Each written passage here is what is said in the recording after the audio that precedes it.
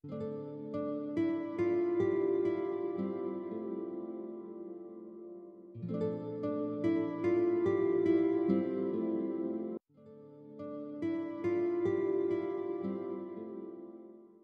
connaître l'histoire de la démocratie athénienne au 5e siècle avant Jésus-Christ, on utilise comme principale source historique Aristote et son ouvrage La Constitution des Athéniens, rédigé au 4e siècle avant Jésus-Christ.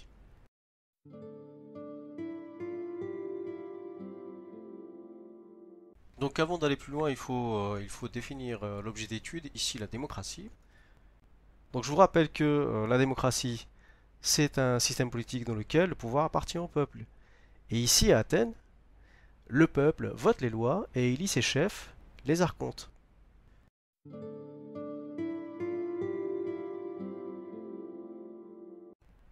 Cette démocratie se construit sur une longue période avec plusieurs étapes. La première étape, nous sommes à la fin de la période archaïque, c'est le personnage de Dracon qui introduit la notion d'égalité devant la loi, isonomie en grec. Tous les citoyens doivent respecter désormais des lois écrites, identiques pour toutes les classes sociales. Cette réforme date de 621 avant Jésus-Christ.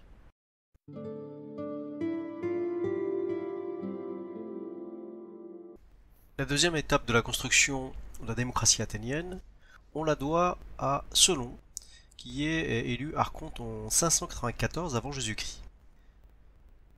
Il fait trois réformes. La première est l'introduction du principe de liberté.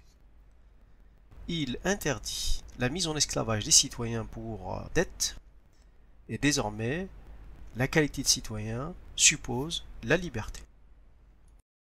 La deuxième réforme menée par Solon a pour projet de lutter contre la domination des aristocrates qu'on appelle les eupatrides dans la Grèce ancienne.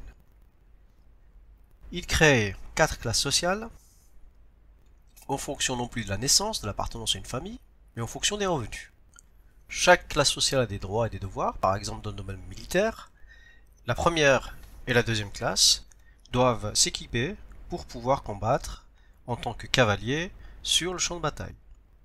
La troisième catégorie la plus importante, celle qui forme les hoplites, ces derniers doivent s'équiper d'une armure. Cette armure est composée d'une cuirasse, d'un casque, d'une lance et d'un bouclier en bronze. Donc les citoyens les plus pauvres forment la dernière classe, les têtes, lesquels ne peuvent que fournir leur force physique à bord des trières des bateaux de guerre. Ils font office de rameurs, il faut 3 rameurs par rame sur ces navires, d'où le nom de trières. Donc finalement, certes, on a mis fin à la toute-puissance des eupatrides, mais on a remplacé une inégalité par une autre. Une inégalité liée à la naissance par une inégalité liée au revenu. La principale réforme de Solon, c'est l'introduction pour la première fois de l'histoire d'une constitution. Je vous rappelle qu'une constitution est une loi qui organise les pouvoirs dans un État. La principale institution d'Athènes est l'Ecclésia. Elle est formée de 6000 citoyens qui votent les lois, élisent les magistrats et votent la paix et la guerre également. L'Élié est un tribunal formé de citoyens tirés au sort pour un an. Le tirage au sort s'inscrit dans cette recherche d'isonomie, puisqu'il permet à tous les citoyens, quelles que soient leurs compétences, de participer à une assemblée civique.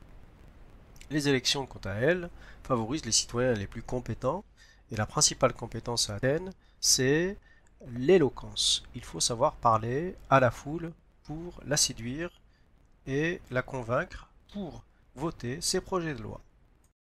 La Boulée prépare les lois discutées à l'Ecclésia, et enfin les magistrats sont au nombre de 20, ils sont élus pour un an. La courte durée des mandats d'un an facilite le renouvellement des chefs et évite des régimes trop autoritaires. Donc ici nous avons 10 stratèges qui s'occupent des affaires militaires et 10 archontes qui s'occupent davantage des affaires civiles. En conclusion, on peut dire que Solon est le véritable créateur de la démocratie athénienne. il met fin à l'esclavage modeste, les citoyens doivent être libres. Il crée 4 catégories sociales pour limiter la puissance des aristocrates. Et surtout, il crée la première constitution à Athènes qui répartit les pouvoirs et qui met au centre de ce régime l'Ecclésia, l'assemblée de tous les citoyens.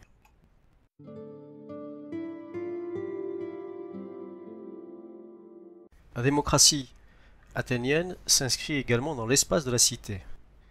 Donc, je vous rappelle que la cité, c'est la ville et son territoire rural. Donc, les citoyens se réunissent sur la colline de la Pnyx. L'agora, c'est la place publique, là où ont lieu par exemple les campagnes électorales. La boulée se réunit au Bolythérion. Et enfin, l'acropole joue également un rôle puisque c'est le lieu de la religion civique à laquelle tous les citoyens doivent participer.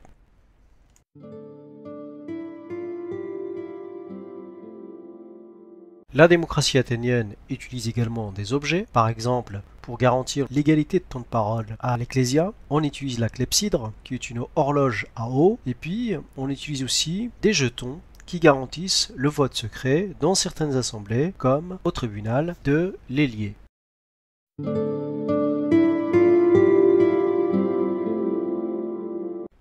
Le troisième réformateur est Clisthène. Il réforme les tribus, qui étaient des familles très élargies. Il leur donne un caractère géographique. Chaque tribu désormais est composée de dèmes. Ce sont de petits territoires. Un dème de la ville, un dème de la campagne et un dème du littoral. Donc l'objectif ici, c'est de empêcher la domination des tribus urbaines sur les tribus rurales. C'est donc un pas supplémentaire vers l'égalité des citoyens. Cette réforme a lieu vers 508-507 avant Jésus-Christ. On attribue également à Clisthène l'invention de l'ostracisme, c'est l'exclusion des citoyens trop puissants par l'Ecclésia. Donc les citoyens se réunissent et apportent avec eux des tessons de céramique, des ostracones, sur lesquels ils inscrivent le nom du citoyen à bannir pour une durée déterminée, ce qui permet de préserver l'égalité civique à l'intérieur d'Athènes.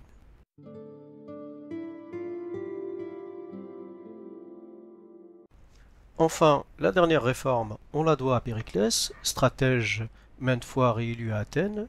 Il met en place un salaire pour les citoyens, le mistos. C'est un salaire qui est censé encourager les citoyens les plus pauvres ou les paysans les plus éloignés de la ville à venir participer aux différentes assemblées civiques. L'objectif ici, c'est toujours l'égalité entre les citoyens dans ce système démocratique.